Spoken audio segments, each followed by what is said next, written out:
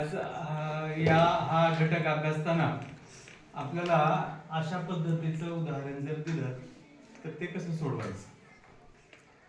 एखादी रक्कम बँकेमध्ये जेव्हा आपण ठेवतो किंवा बँकेकडून आपण घेतो तेव्हा त्या रकमेला मुद्दल म्हणतात. ज्या कालावधीसाठी ती रक्कम ठेवली जाते किंवा घेतली जाते कर्ज म्हणून त्या कालावधीला मुदत म्हणतात. आणि बँक विशिष्ट कालावधीसाठी काही व्याज आकारते. व्याज रक्कम आकारते त्याला व्याजाचा दर म्हणतात, जो दर साल दर शेकडा या पद्धतीनं मोजला जातो. आणि मग गेल्या वर्षी 6वीला असताना आपण हे सूत्र अभ्यासलेलं आहे. सरळ व्याज बरोबर म गुणिले द गुणिले क भागिले 100, जिथं म म्हणजे मुद्दल, द म्हणजे व्याजाचा दर आणि क म्हणजे कालावधी किंवा मुदत भागिले 100. या सूत्राने आपल्याला या उदाहरणामध्ये 3 वर्षानंतर येणारे व्याज किती असेल ते काढता येईल. पण प्रश्न विचारलाय मुदतीनंतर त्यात किती रक्कम मिळेल रिहानला. तर मुदतीनंतर जे मुद्दल आहे ते तर परत मिळणारच आहे, पण त्या मुद्दला बरोबर 3 वर्षानंतर जे व्याज आहे ते व्याज देखील मिळणार आहे. म्हणजे मुद्दल आणि व्याज दोन रकमा मिळणार आहेत. मुद्दल आणि व्याज या दोन्ही रकमेला रास म्हणतात. काय म्हणतात?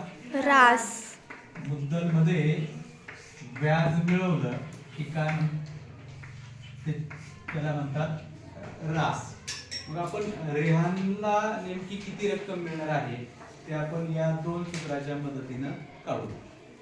यामध्ये सुरुवातीला आपण सरळ व्याजाचं सूत्र घेऊया.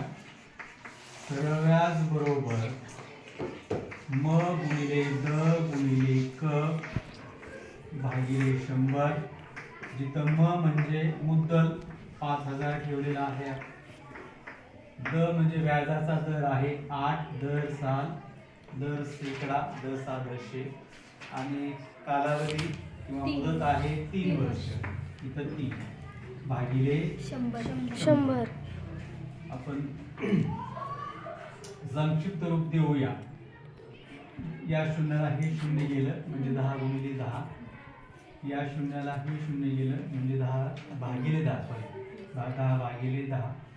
मग काय राहिलं 50 गुणिले 8 गुणिले 3, छेदामध्ये फक्त एक राहिलेला आहे. तर 50 गुणिले 8, 8 शून्य शून्य 8 पंचे 40 गुणिले 3 बरोबर 4 शून्य 3 शून्य शून्य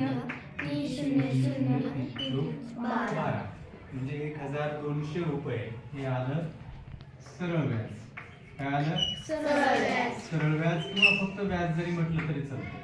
पण आपल्याला 3 वर्षानंतरची एकूण रक्कम काढायची म्हणजे रास काढायची. मग रास काढायचं सूत्र काय आहे? काय आहे? मुद्दल अधिक व्याज. आणि मग मुद्दल आहे 5000 आणि व्याज आलेला आहे आपण वरच्या सूत्रानुसार 1200. याची बेरीज आपण तोंडी पण करू शकतो. 5000 मध्ये 1200 मिसळलं 5 आणि 1 6000, 6200 म्हणजे मुदतीनंतर. बरोबर आहे का? मुदतीनंतर रेहानला 6200 रुपये रक्कम मिळेल. शाब्दिक उदाहरण आहे. शाब्दिक उदाहरणाचं शेवट देखील किंवा उत्तर देखील आपण शब्दामध्ये शेवटी मांडायचं आहे. म्हणजे या पद्धतीने आपल्याला सरळ व्याजाचं सूत्र चा वापर करून आणि त्यानंतर सरळ व्याज आल्यानंतर रास कशी काढायची त्याचा वापर करून आपल्याला हे उदाहरण सोडवायचं आहे. इयत्ता 7वी मध्ये यावर आधारित आहे सराव संच 40.